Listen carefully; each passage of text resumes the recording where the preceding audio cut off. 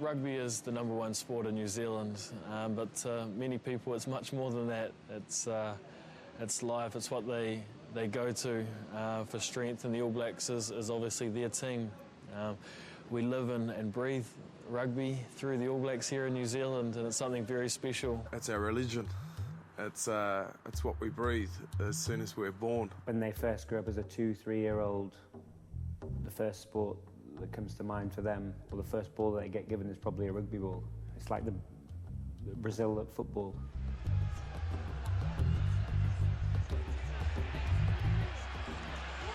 This game's been played here for over 100 years, and the All Blacks have been very successful over that 100 years, the most successful rugby team in the world.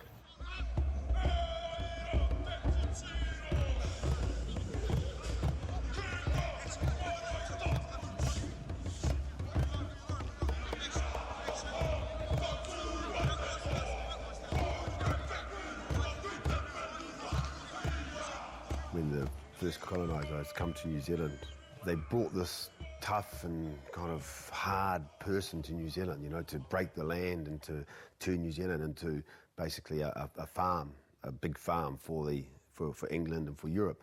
So those people were hard men to start off with, you know. So, you know, could you imagine those hard men kicking a soccer ball around and falling on the ground like the Italian and French soccer players do, you know? So these men had to be hard, and I think rugby fitted in with these type of people. Plus, I think the Māori people, who are the indigenous people of New Zealand, obviously, you know, who are a warrior race, who like combat, who like battling, you know, the battle. And I think the rugby suited that aspect of the Māori culture as well. We're a big race of multiple nationalities that create Kiwis as they are today, but predominantly we are Polynesian. A lot of Polynesian players are big-boned and big boys. They like getting physical. Ils sont tous solides et pas très drôles, quoi, quand ils sont sur un terrain. Non, mais c'est ça. Ils ont été faits pour ça. On dirait que là-bas, ils ont un moule et qu'ils les passent tous dedans quand ils sont petits et ils finissent balèzes et prêts à jouer au rugby. Leur gabarit et leur culture fait que on m'aurait dit que c'était eux qui avaient inventé le sport, je l'aurais cru, quoi.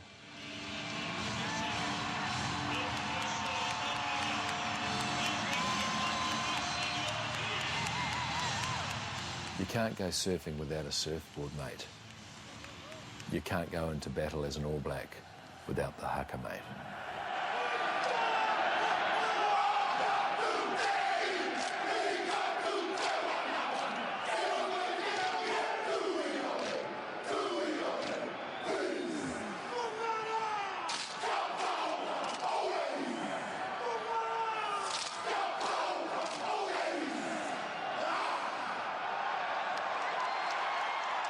Jeepers creepers, they are raw tonight.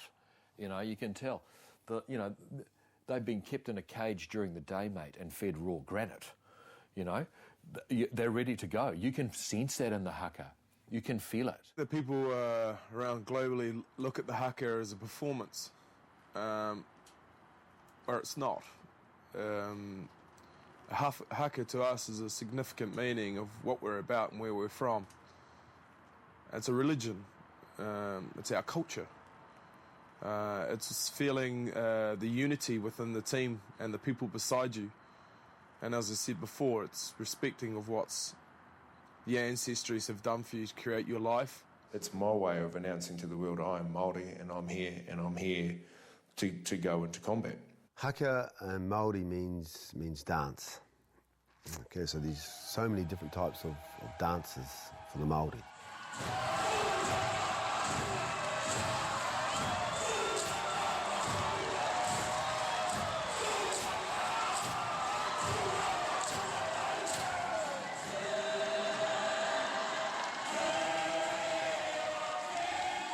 The most well-known haka of the All Blacks is obviously the kamati haka, which has been around for the last 100 or so years in New Zealand rugby. The kamati haka actually comes from my tribe, which is the Ngāti Tōrangatira tribe. Our chief in the 1800s was a person called Te Raupaha, and Te Raupaha was a very well-known warrior throughout New Zealand. Te Raupaha was being chased by an enemy. You know, he arrives into a little village and he asks the chief of the village to hide him. So the chief hides him in a kumara pit. He goes, "Kamate, kamate." You know, I'm dead, because you can hear, you know, the enemies go away. Kaora, kaora. I'm alive, because they've gone. They come back, the enemies. Kamate, kamate, I'm dead. Eventually the chief of the village convinces the enemies to go away. Kaora, kaora, I'm alive.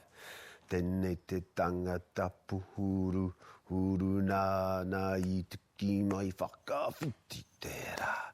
Te Raupaha actually thanks the chief, who was a very hairy man. Puhuru, puhuru. Thanks the hairy man for saving his life and thanking him that one day he'll be able to see the sun. Tērā. Aupane, kopane, whiti tērā. Te Raupaha starts walking up the steps of the kumara pit, opens up the lid, whiti tērā, sees the sun, he's alive. You know, sort of trying to justify how that related to rugby was probably one of the most difficult questions to answer. I think it was from Andrew Mertens at the time. He sort of said, "So, what has this haka got to do with rugby?" And I just thought I'd start with honesty and to say, well, absolutely nothing. But if we were to look at it in another way, well, I suppose someone's trying to escape, someone's in pursuit. And ultimate survival is, I suppose, in your guys' case, getting the try.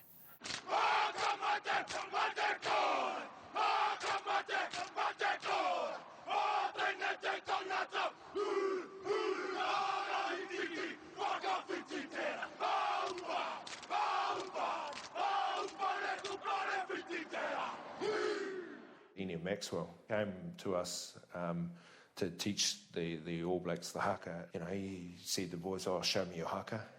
And he goes, "Oh, is that it?" And I said, yeah, that's it. He goes, "Oh, I thought it was stink, it was shit, you know." And I said, "Oh, he's this little prick telling me that my haka was shit." He ripped off his shirt, you know, and all of a sudden, like, I'm getting goosebumps now, look at me. No, I'm right down their face, and to the particular ones that were sort of giving me that look of, you know, what's this little upstart saying? I just, you know, right in on them and just held it right there. And then I looked at them and said, "Now that's how you do a haka."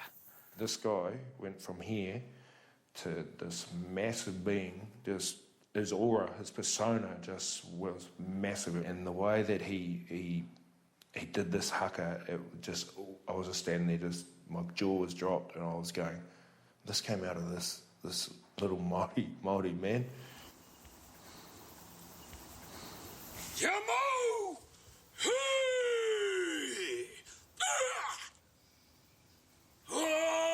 Ringa pakia! Wai taga heia kia kina nei wake!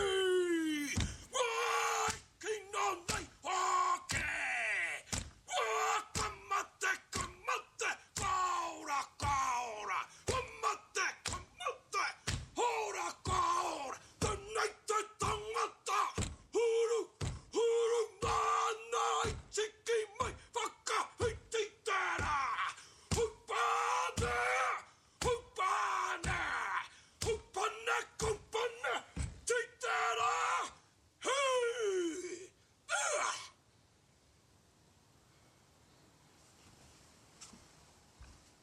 You're like an earthquake. You're like a rumbling earthquake inside that it's just boiling up in there. and the way that it comes out ends up being with the tongue, when we... And that's really sort of a huge mark of defiance. I can remember sometimes just starting the haka and finishing it, but not actually doing it. That's how focused and intense I've been. There's times where I've just about passed out. When I perform the haka, I definitely think of where I came from. I think of my family, and I think past players through one way or another. It's like the Māori community. Someone's always related to someone. We're related to each other, so we have that really close family connection. And when you bring your family into the haka with you, then I guess you'll do anything to protect it. And I guess the emotions just tend to come out. À chaque fois que je me suis retrouvé en face de cet instant, ça m'a motivé. J'ai eu envie de me bagarrer avec eux, quoi. Ça m'a donné vraiment envie de me bagarrer, quoi, et de tout y laisser. And the first time that they did kapo pango and they did the fucking that, everyone went, oh, no, and the rest of us went, yeah, because it was just another level. Surprisingly, I didn't find it intimidating. I enjoyed it. I thought it was fantastic, even though we got a hiding by 40 points. We have uncles and aunties and cousins all buried in the earth beside one another, and they're all have been representing our country, which means if we have people that have passed through our lives in our country, which has historically come from a Maori ancestry, that also means that we're a part of them as well.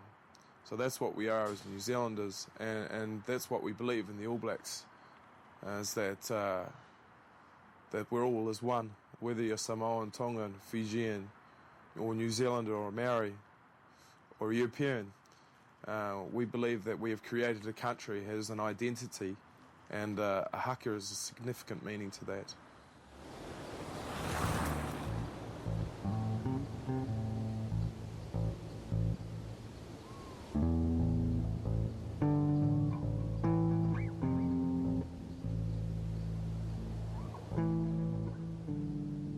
The success of the All Blacks brings a lot of pride into the country, and people want to continue with that tradition.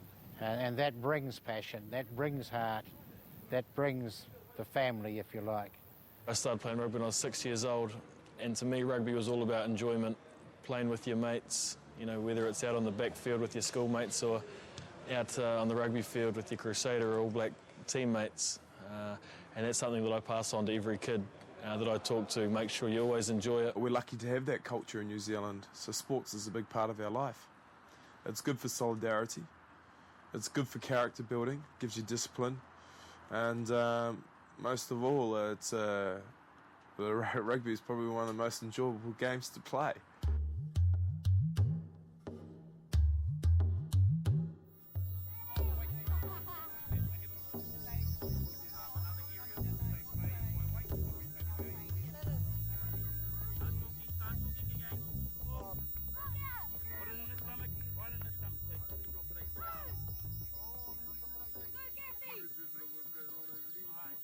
It's like a house, like anything. You need a foundation to build on, So it has to be a solid and a good foundation. And you have this foundation, then it works your way up, and then you get to the top, and you have the All Blacks up there, So exactly, that's what grassroots rugby is. It's a foundation. So you start rugby in New Zealand maybe as a 5-year-old. That would be the earliest you'd start. You play for your local club. So somewhere near where you live, there's a rugby club. And in most areas, there's lots of rugby clubs. A lot of it's built on community spirit, and if you go to those country areas, the main focal point of those communities is the rugby club. So all the mums and dads take their kids down to the local club on a Saturday morning. They're running around in bare feet. I went through all that. I was running around in bare feet when I was 5 years old in New Zealand, and it's 5 degrees outside and it's raining. I think it builds a bit of character. That's what it builds.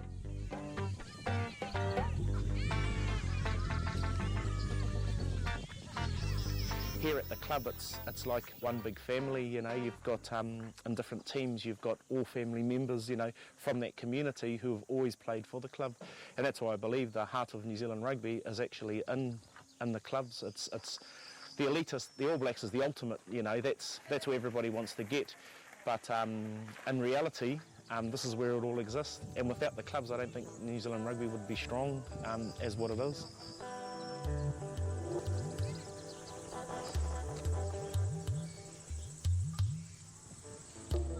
Having a very strong grassroots rugby, whether it be age grade rugby through kids or a strong club competition, that gives New Zealand depth.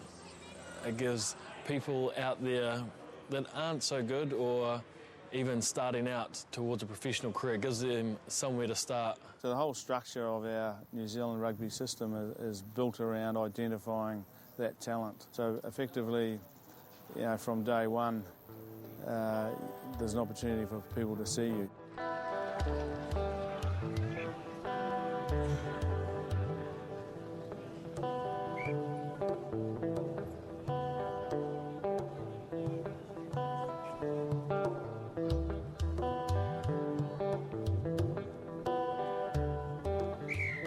The top teams like the All Blacks and the Canterbury Crusaders, the Wellington Hurricanes and all that, they actually go back into their own communities and go and do road shows and visit all the local teams and encourage the kids at a young age. Whenever I get some spare time, I'm out coaching my local club team. You know, a small village of 1,000 people have a rugby team, and that's where I was born and grew up in Southbridge, and that's where I pay a lot of my success to, is my time playing in the Southbridge colours. That's where I learnt my skills, and that's where it all began.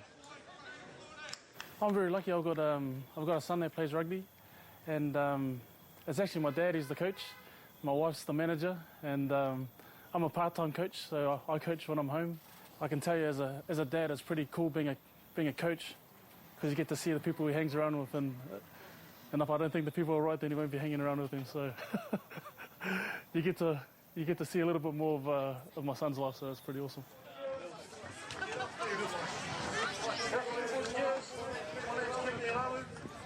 Captain of the Blues, and we're really happy to be up there. So I hope you had a good day. I'll pass it on to our next one. Hello everyone, my name is Jared Parker. Play wing for the Blues, and my favourite ice cream is mint ice cream. So that's good. Thank you.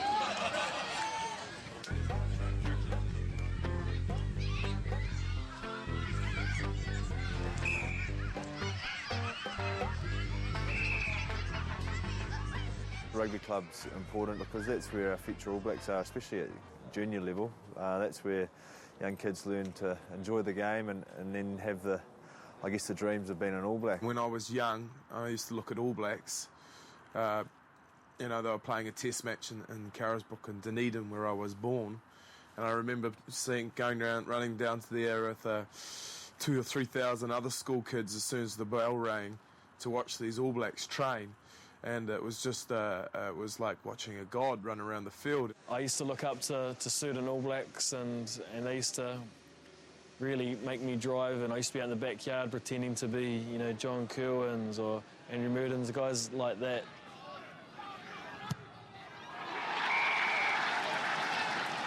When you're young, you want to have role models, people to look up to, and I was very fortunate to have my father. He was my role model. He helped me train. He provided some goalposts for me to kick over. He was extremely supportive, whether we won or lost, you know, games. He was always there to support me. He'd travel long distances to watch me play, and having that kind of support is just fantastic, and it really does help you succeed and help you enjoy the game.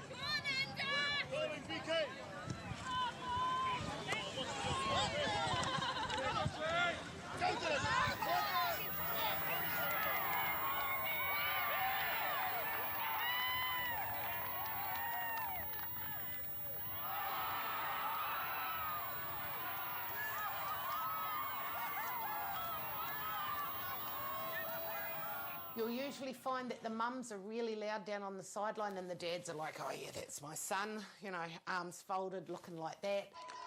We're all yelling, basically. It's a big social event for the parents, supporting their kids.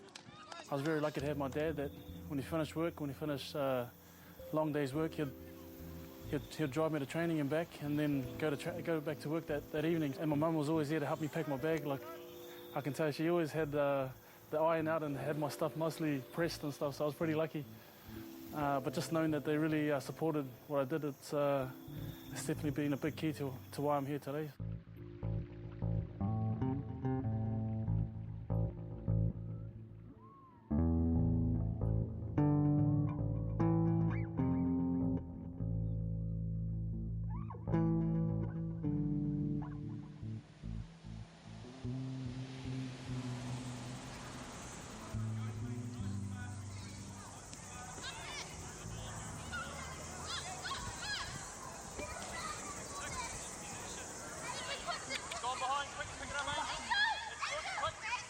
Ripper Rugby for us is the sort of entry point for young boys and girls to be able to play the game at a very safe level and also a very accessible level. Ripper Rugby is basically a modified version of rugby union. It's a non-contact version of it, so boys and girls can play together, different sizes can play together, and that's what makes the game so good. Basically, you have a belt, Velcro belt, and there's 2 tags that run down your waist, and to effect a tackle, you have to rip one of the tags off.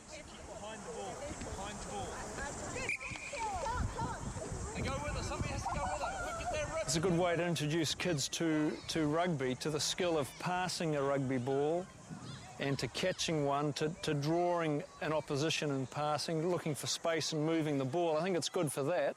But I think that the kids that are into rugby, I think you've got to get them into tackle rugby pretty early though. But the skills you learn in Ripper Rugby, you can transfer into any kind of ball sport. We have a system in New Zealand where there's no contact to, I think, the age of 10, and then you're allowed to tackle. And a lot of parents, when they get to 10 and they see a 70-kilo, 10-year-old kid in their son's team and their son's 45 kilos dripping wet, they don't want their son to get hurt. And the guys that do come through are the ones that the parents push them out there and say, well, you've got to learn somehow, and they end up being the great players of today. Pour avoir vu de l'enthousiasme et le travail que fournissaient les petits lors de séances d'entraînement, mais même plutôt ludiques, parce que quand on est petit, le rugby reste un sport, un jeu. Je les ai vus se mettre excusez-moi du terme, mais des vrais branlés à faire du physique, à ne plus en pouvoir, mais des petits qui avaient 10 ans, 11 ans.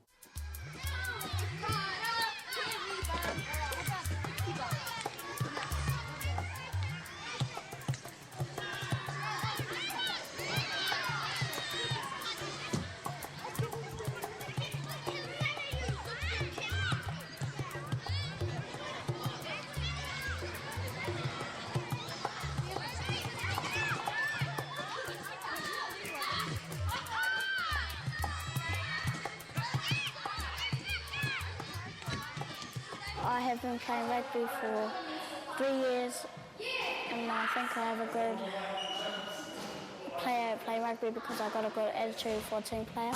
I started playing rugby when I was 6, and because my mum didn't want me sitting around just playing the game all day, so then she got me to play rugby. It looks like fun, tackling and scoring tries, yeah, playing with friends, family. You can tackle people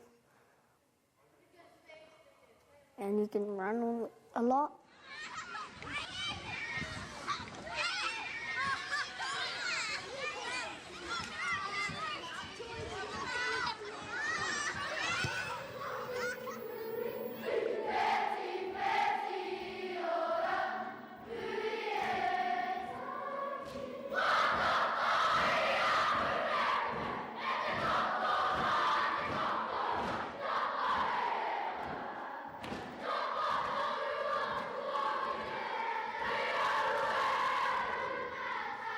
I have a son who's 9 years old.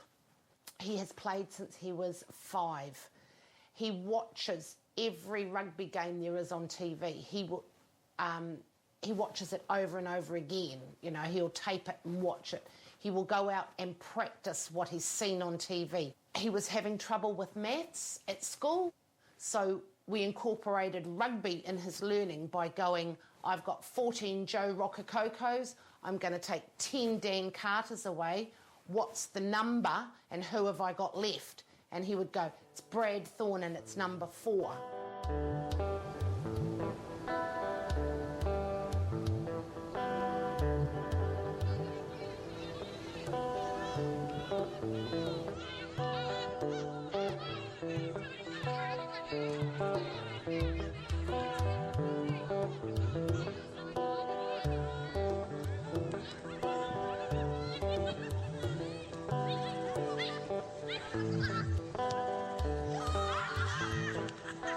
All the girls have jobs or their mothers or their students, so yeah, it is definitely the passion, and I don't think that'll ever change, and I don't think we'll ever rely on the chance of it turning professional.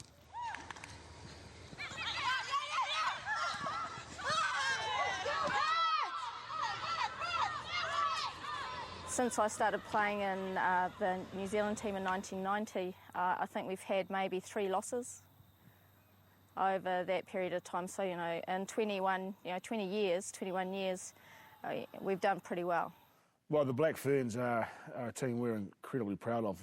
They've now gone and won 4 World Cups in a row, which is an amazing achievement. Despite our isolation here and the small number of games they get between those world tournaments, they're able to front up, and no one demonstrates this better than Anna. I think she's been to all 4 and performed, and we're very, very proud of them.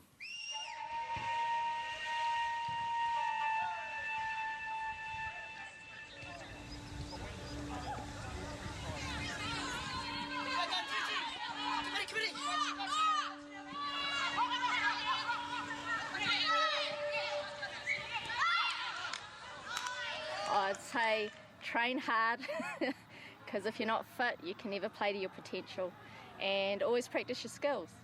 And I think that's what I've done from the get-go, is every year, you know, I just pick a skill and I practice it, and there's always ways you can improve your game. You know, you're not bigger than the game, and you can never be the best. There's always room for improvement.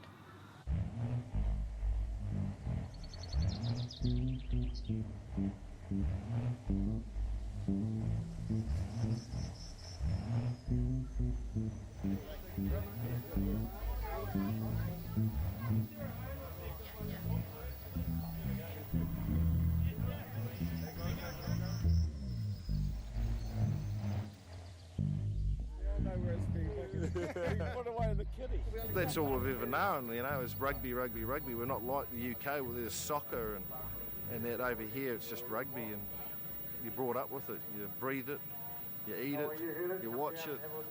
It's just rugby, yeah. And drink it. Drink rugby.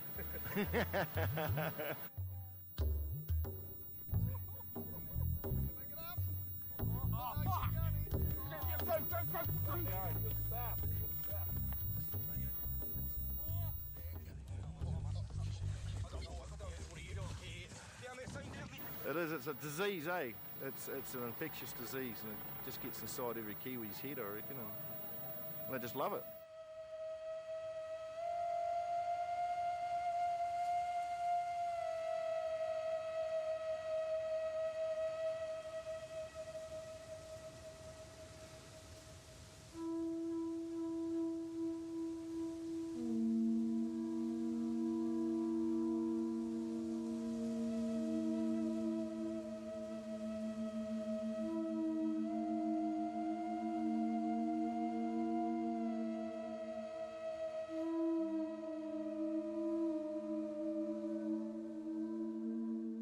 I wanted to get a tattoo, you know, but I wanted it to mean something, and for me it was about self-discovery, discovering what Māori is and what Māori means to me, and, you know, art was always a way of discovering Māori, my Māoridom for me, and I just thought, what a great way of portraying one's life. So two pieces here, and in each one of them there are 3 which represent past, present and future. You know, the past being mum and dad, the present was when I got my tattoo, and the future is what my life from then. On this arm is me coming down. You got the the mangopari. And the mangopari is the hammerhead shark. It's aggressive, it's very ferocious, it's also got integrity, it's very loyal, you know, and it's very protective. And for me, that just sums me up. And the mangopari comes down here, then it comes right through here into my wife, and then my 2 daughters and my son, and they're portrayed through that. And so that's my first 3 children here and my other 3 children on this side.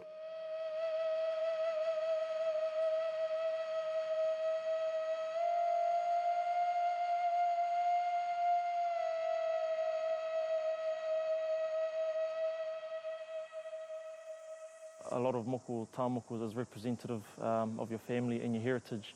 I have one on my forearm that represents my brother and I. You know, we're both closely related, and it's something that you know, just that both of us carry with us together. I have another one on my shoulder which just represents the iwi, so the tribes that my mother and father come from, and it brings them all together pretty much just which creates myself. And I guess it's just, you know, knowing that wherever I travel all over the world, I'm, you know, taking my family with me, taking my heritage and my culture with me.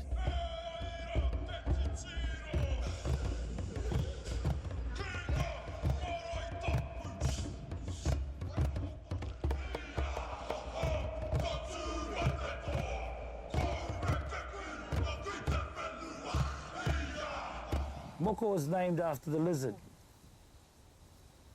And you've never seen so many lizards as what lives on this land.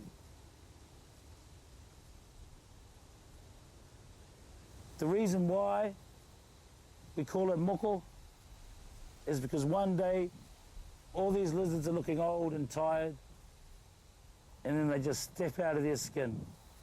They are born anew, as we are when we adorn ourselves. So moko is not a pattern. Moko is not a tattoo. Moko is a transformation.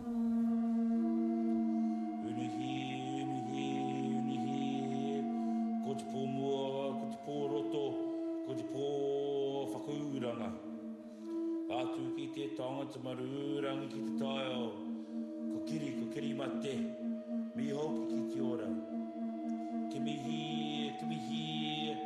whano, haere mai te tauki.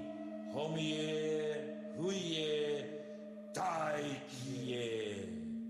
Pai marere, amen. The ink is made by taking the sap of this tree, burning it on a fire.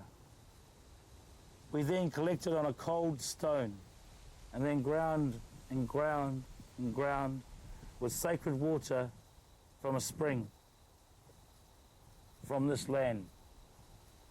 It's the blood of the Creator that we have burnt ceremonially, and then we put it into our skin.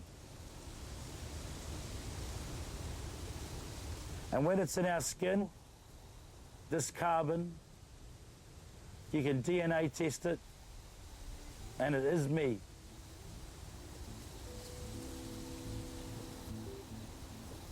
It unites me with this land.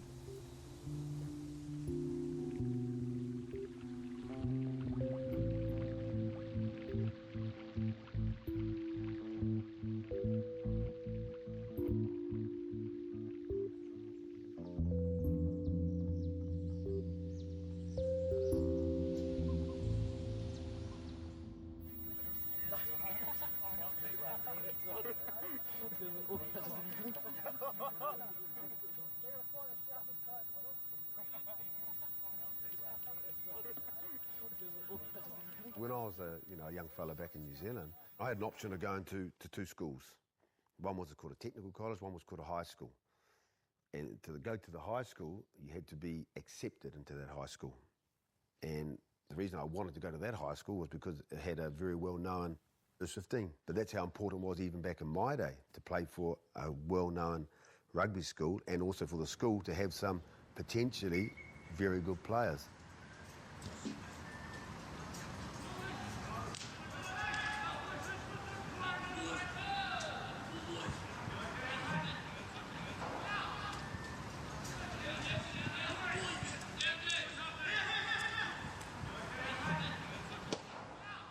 Not everybody goes to high school, but not everybody plays rugby at high school, and some players may not come through that system. Can't think of one, so they're very few and far between. So the vast majority of professional rugby players in this country and All Blacks have come through a secondary school that fosters the game, the vast majority. And they play in very competitive competitions, and therefore through those competitions and through good coaching, they develop into quality players.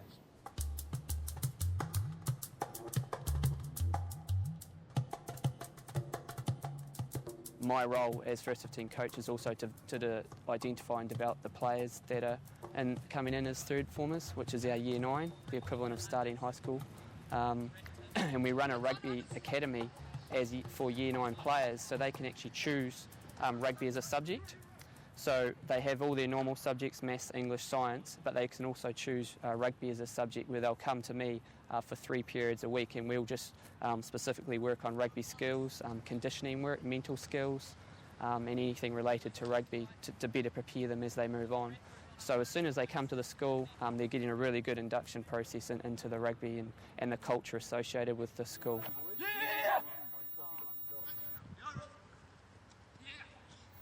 Yeah, no spirals, boys, just pass the ball. Just move the ball, move the ball. Run into space. Too early, too early. Hold the depth, Junior. That's better. Good, boys, 5 burpees where you are.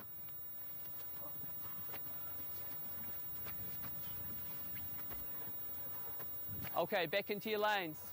The system that we have at the school tends to develop these players just through the exposure, and it's very competitive at our school to make any of our top teams. So we have a top team in each year group, and there may be 6 to 8 players in each position vying for a position in that team. And I think that's the big difference with us, is we have that competitive aspect just to get into one of our top teams, let alone moving on to representative rugby.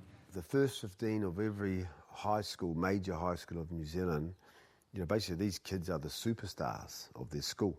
They're the next role models of the school. Because of the mana, of the importance that rugby has in these schools.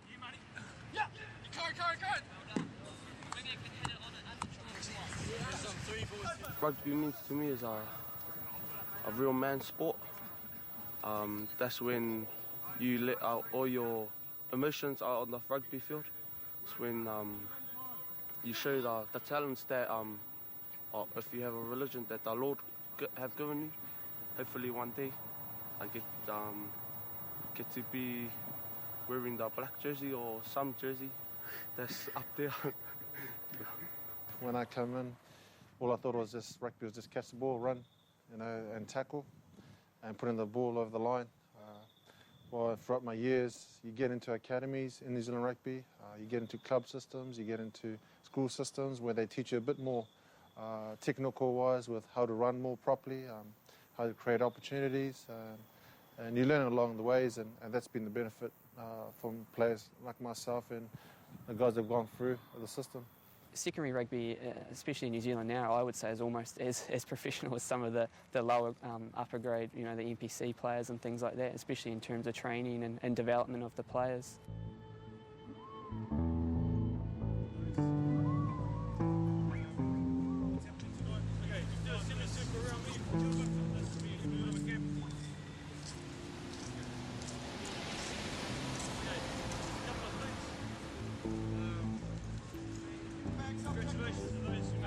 That's where you learn the values of what playing rugby is all about, and I think that's what we have here in New Zealand is the reason people play is because of the enjoyment and the camaraderie that comes with it, and you learn that at school, playing with your best friends on a Saturday when you're at school with them every day. That's where you, I guess, get a huge amount of enjoyment.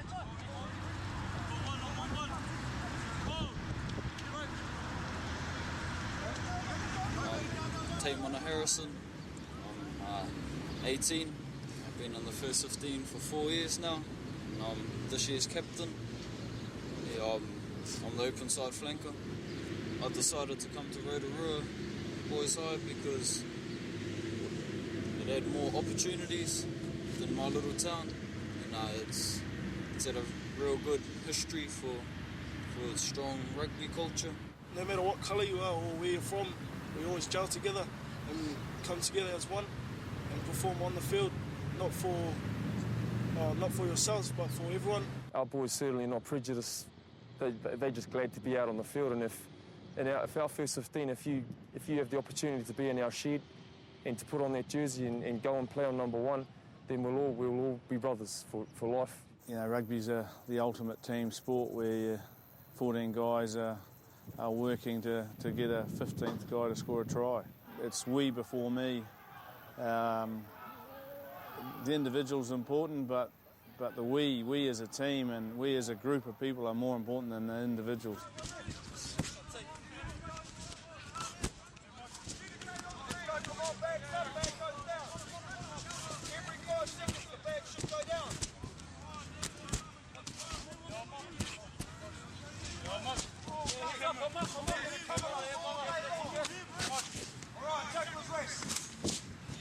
Let's go get the bag straight up, waiting for our mates. Beautiful, beautiful. As an 18-year-old, or even earlier at school, college days, we were professional in our attitude. And there was no going out to the school dances on the Friday night if we were playing on Saturday. We'd be trained 4 nights a week. I was at a Catholic all-boys school and coached by the priests and training 4 days a week. And you wanted to train 5.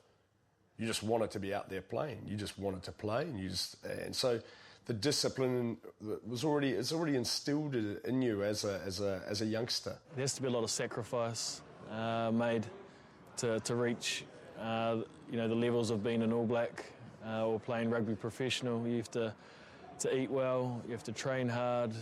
You have to party a little bit less. You know, those sort of sacrifices, because at the end of the day, it's not easy what we do. If it was easy, then everyone would be doing it.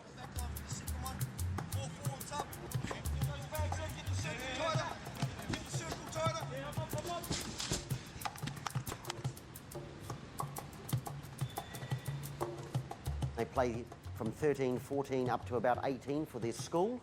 Then they either go to university and start playing for their university or for a rugby club in their university city. And then once you finish your university, you either carry on playing for your rugby club in your local area, or you might move to a job. You move to a city or a town in New Zealand, and every town or city's got numerous rugby clubs, and you play for your rugby club. If you're the best in your club, you start playing for your rep team. The best of the best then go to Super Rugby. If you're a Super Rugby player, you become a full-time rugby player or a professional, and then obviously the best of the best out of the Super 15 become All Blacks.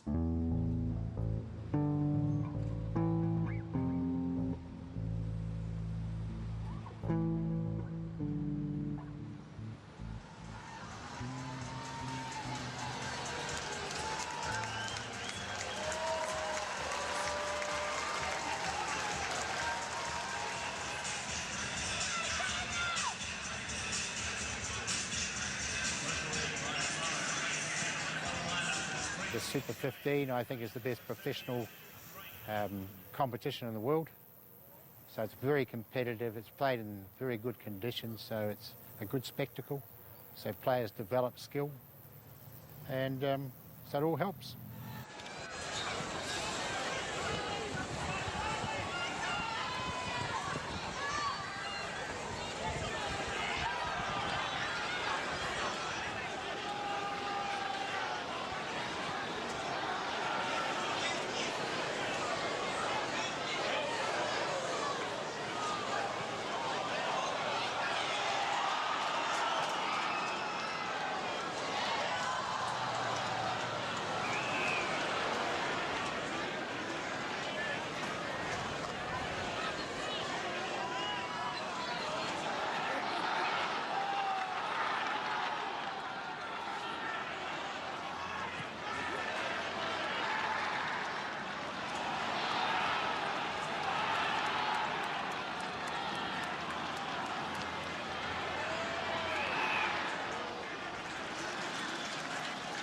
after I finished the Rangatahi College, I went back to my club who I played for when I was younger, and I played for them for the first 2 seasons, and I was lucky enough that the Wellington coach was watching my club game, had a lucky break and made the Hurricanes, and then sort of went into the All Blacks. It's something quite special, something you can't really put into words. It's something that you work so hard for, and to have it pay off and have the black jersey in your hands and have the silver fern on your chest is something, you know, really, really special and unique. There's not too many players around the world that can say that they've put the black jersey on.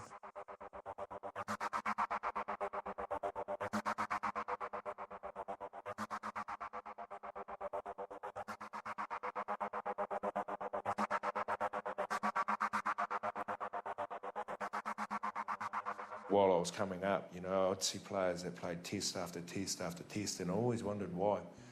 And it wasn't until I actually got my jersey that I went, right, this is mine now, and I'm the guardian of this jersey, you know, until someone else comes and get it. But you better come and get it, because I'm not going to give it back to you, you know.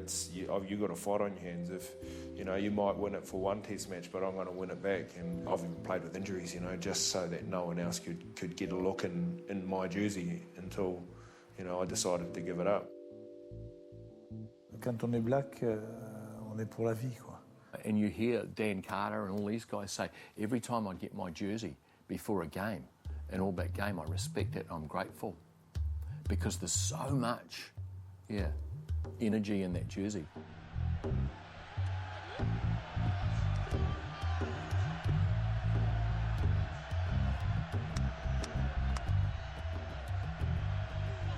C'est l'équipe qui a toujours sorti les meilleurs joueurs, qui est la plus constante, qui est la plus redoutée et qui est peut-être la plus belle à regarder jouer. C'est pratiquement indéfinissable quand on parle d'All Black. C'est quelque chose qu'on voudrait toucher du doigt et que l'on n'arrive pas à expliquer. Les Blacks, c'est véritablement mythique, quoi. Ce sont des idoles, c'est véritablement la plus belle façon dont on peut être reconnu. All Blacks are put up on a pedestal. They are the hope of the country. You take a lot on your shoulders when you represent New Zealand, and there's a lot of people in your country that's relying on you to play the best you can, and you know you can't win everything, and there's been a few tough games during the wars of rugby, you know, and I'm sure the French will remember a few games, you know, and a couple of World Cups, so you know it's always, you know, people never forget that, but every time you play, big responsibility. I was so scared of losing with that jersey on that it builds this pressure within you, you know, because you'll be disgracing that jersey, you'll be disgracing the people that have worn that jersey before you. You'll be even a disgrace to your country, you know, and to all your family and everybody else around you. So, you know, when you come off the field and you've won, there wasn't really the joy of winning. It was just like the pressure was just relaxed. Oh, God. You know, we didn't lose today, thank God, you know, because I've put this jersey on today, and you never lose being an All Black, you know, you never lose. You have an expectation. I think that expectation's with you all the time, that people do their best. And hopefully that expectation's in the All Blacks, not only my expectation, but everybody else's in New Zealand.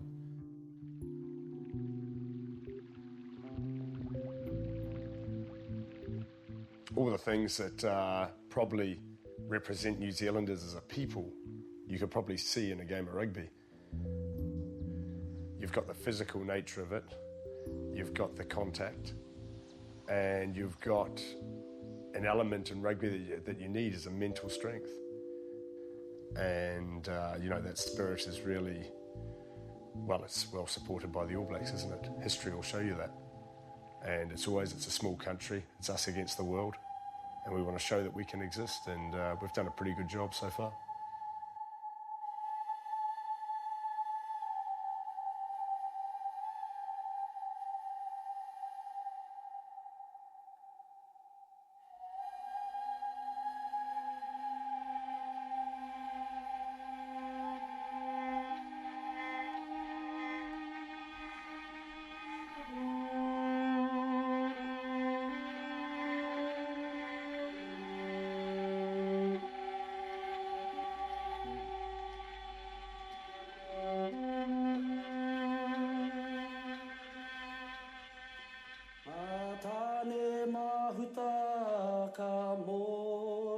repo ka puta ko raupo